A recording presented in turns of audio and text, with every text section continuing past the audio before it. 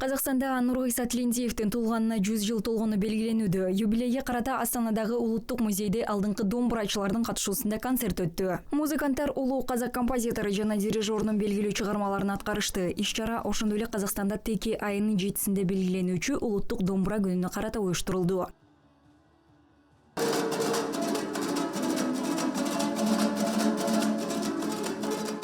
Казактын элдик аспабында жандуу аткарууну угуу үчүн туристтер да келишти. Конокторго өзгөчө таасирди өз елим композициясы калтырды. Көпчүлүгү Соктанымсын жашырбай билип башташты. Түштүк Кореядан келген саякатчылар тобу тил тоскоолдугуна карабастан домбуранын музыкасы алардын жүрөгүнө терең таасир эткенин айтып жатышты.